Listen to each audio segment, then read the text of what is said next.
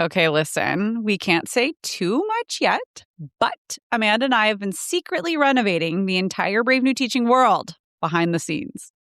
We are taking our entire podcast, our shop, our workshops, combining them into one massive university. It's going to change how you plan your entire year. It really is, but we need help testing the new platform. So if you want a sneak peek and the lowest price that it will ever exist, get on our beta waitlist right now at bravenewteaching.com/waitlist. Seriously, you guys, go now. bravenewteaching.com/waitlist. Let's go.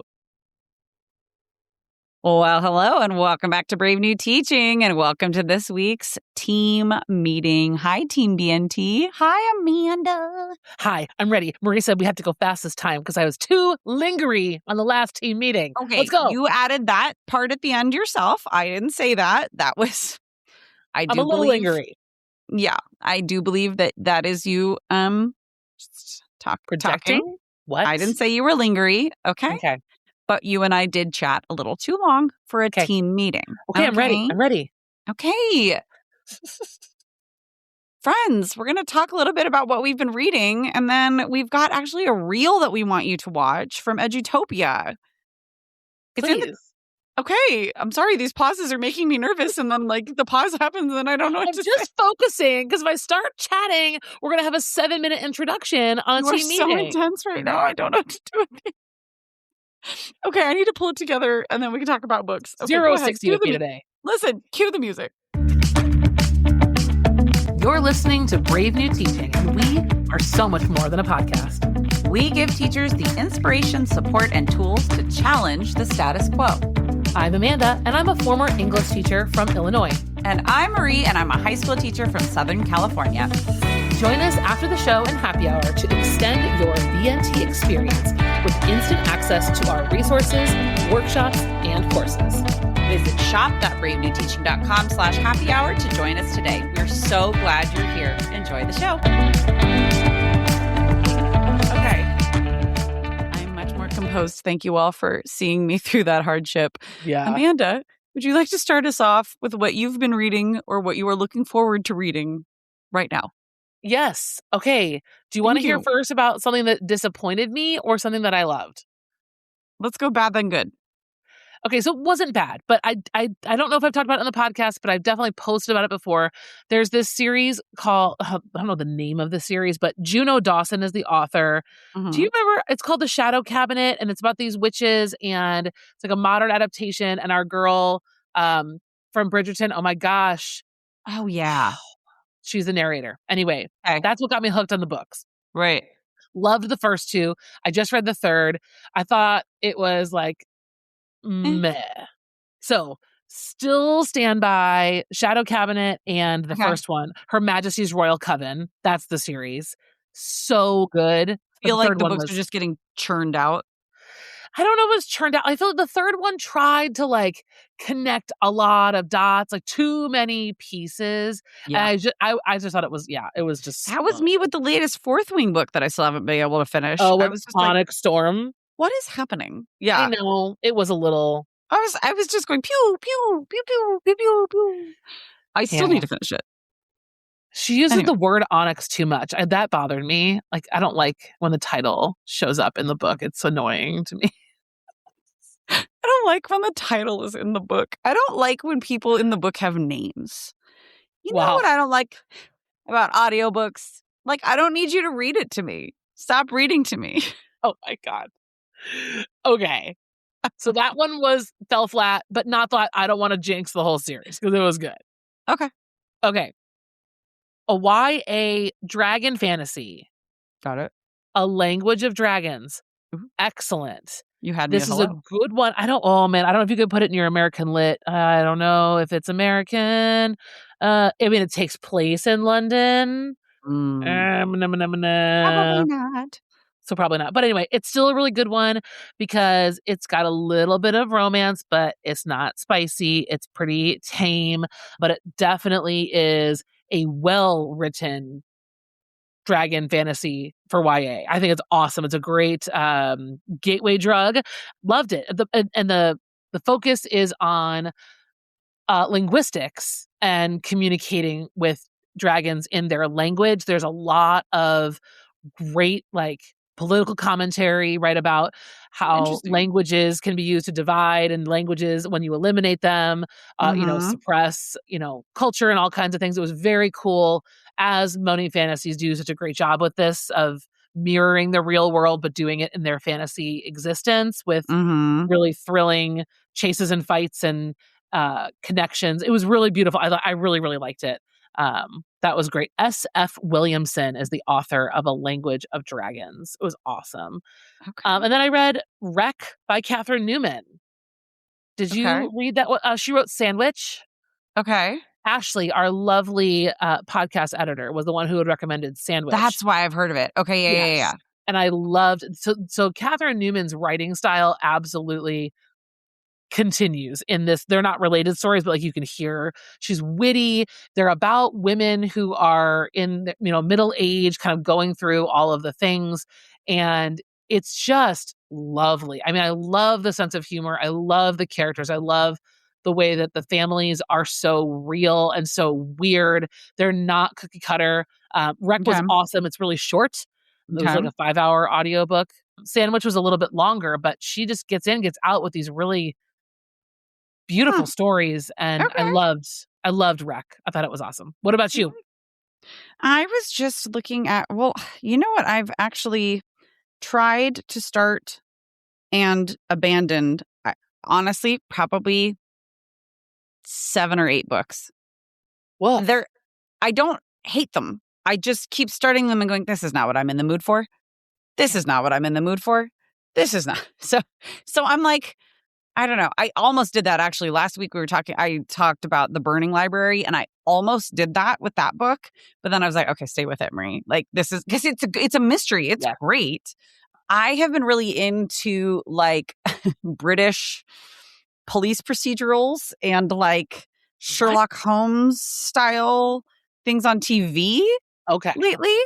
Miss Scarlet is a BBC series. Have you watched it at all? Yes, I've watched it. That is what I'm in the mood for, but that is not something that I have found. So anyway, I mean, I haven't looked very hard, if we're being perfectly honest. I'm about to start. Let me open my phone back up so that I can tell you, because it's on its way to me as we live and breathe. It is called Alchemized by Sen Lin Yu. Oh my God. Okay, buckle up. Okay. So have you read that? I'm still trying to finish it. Okay. It's long. It's like 30 hours. Great. I'm gonna hands book read it. Hard Wow, copy read it. That's gross. So handsy with your books.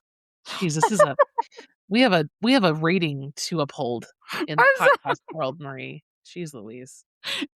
Listeners of the podcast, we're so sorry. It's like a weird sandwich moment. Marie, stop doing things with your hands.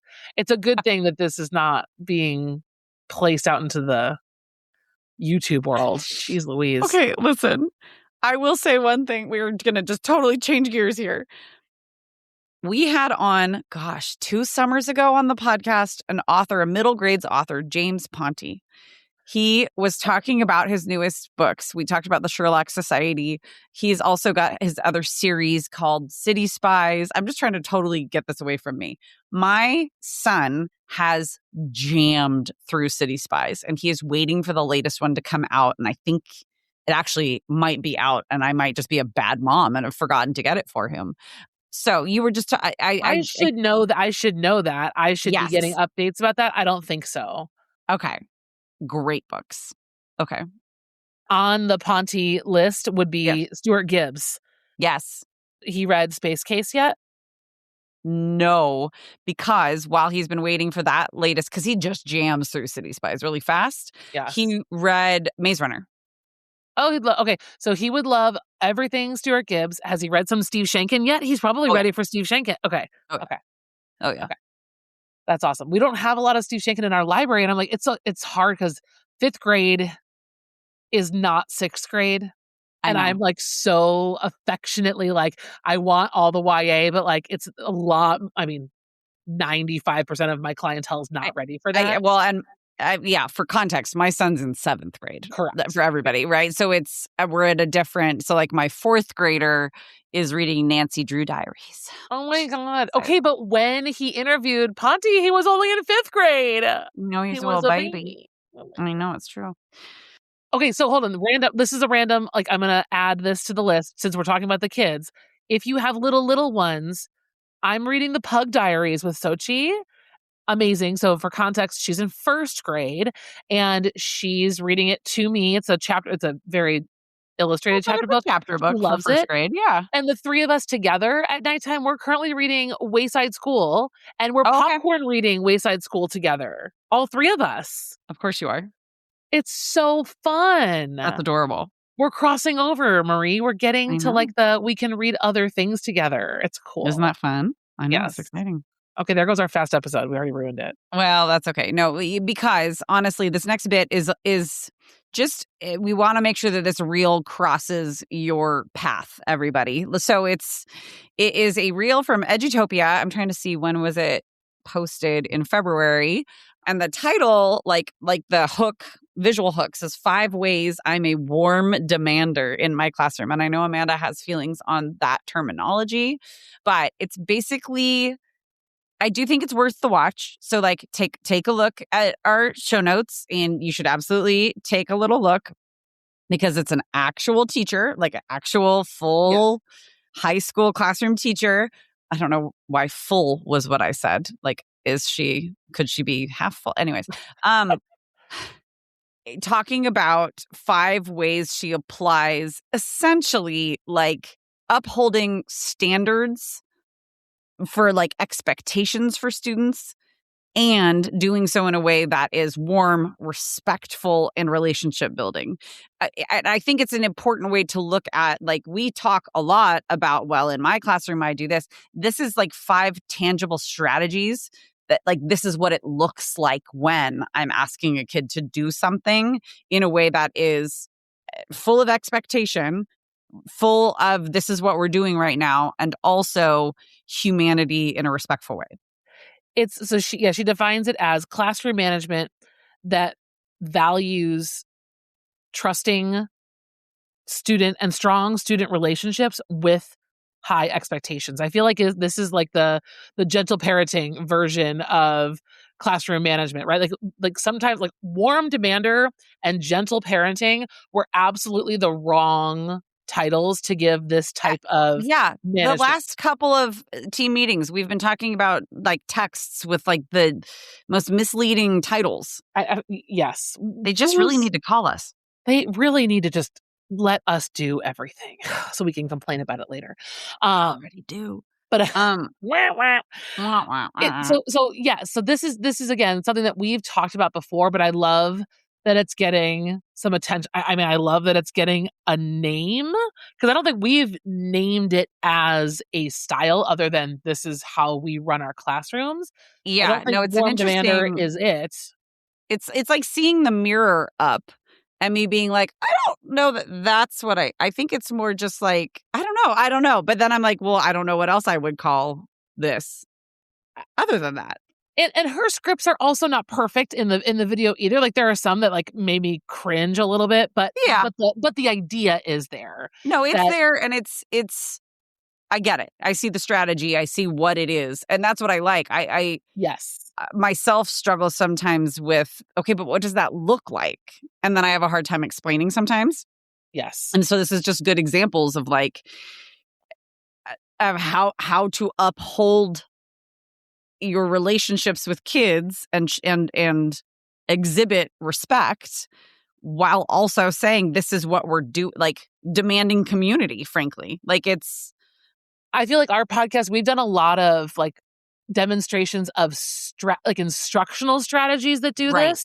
And I think hers is more of like a relational, conversational level of the kid does this or says this. The kid is on their phone and their headphones stuff. And this is so I just think it's a really great moment. And you put your own personality and spin on it, but that's the underlying, right? The common denominator is I care about you so much, which is why I expect all these things and believe and know that you can do them. So we're going to maintain, right, this level of community because it's needed for you to get where you need to go. And I'm not going to back down. I'm not going to stop believing in you. So let's go. That like the way that her reel that was reposted by Edutopia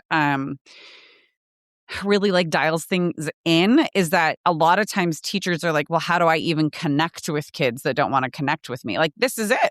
This is it.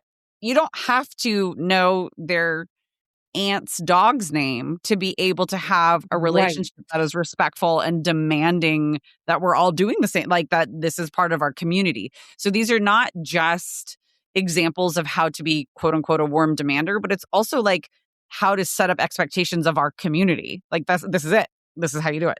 Okay, so we were going to make a T-chart, Marie. Okay, we're going to make it. Maybe we should actually make this and like check in on it on social every now and again. So I'm envisioning this T-chart, which is articles and resources telling teachers what to do. Column A is good ideas and actually helpful. The other one is good ideas, not helpful. So I do think that this is more of a Venn diagram. Yeah, it might be. But I've got like what we've done in this kind of 2026 so far, 100% engagement, what Susan and Brian are doing, and this Edutopia reel are calling out things that, yes, we kind of like, we already know are true, but they're providing real, tangible, helpful, and non-alarmist ways of approaching them that can help real teachers. Other column is Atlantic articles. And I do find it interesting, not to dog on, but to dog on. I do find it interesting that both of the things that you just named that we are finding useful are made by actual classroom educators. And the others are made by non-educators. Well, non-K-12 classroom educators. Check out the reel. Give Christina Torres-Kadri a follow because I do think that she's got some great, you can just like find her through the reel because she's tagged by Edutopia. Friends, thank you for joining us for this little team meeting. Have a wonderful week at school being a warm demander. So what's the other one? Like a cold complier? I don't know. A tepid. I don't know about tepid flexor. Okay, I gotta stop. I also don't know what I'm doing. My hands are so cold. They're like so far into my armpits right now. I'm like just getting collective weirder. Eye roll for Marie ever talking about being cold from everyone who's been stuck in their houses. Shut up. Frigid temperatures. Everyone ready, set, eye roll. No, you stop it right now. You told me that my house was cold, even by your standards. It was 64 degrees inside. No, that is cold. Also, I've been told that eye rolling is disrespectful. Okay, Amanda, we can't go down this rabbit hole. Everybody have a wonderful week at school. We will see you next time. Goodbye. Bye. Bye. Oh, that squeak. That was like whistle tone status. I'm Mariah Carey. Thanks again for listening to Brave New Teaching. We'd love to keep the conversation going over on Instagram. And while you're there, check out the links in our bio for the most up-to-date events going on in Happy Hour and the Brave New Teaching community. Thanks for being here and have a great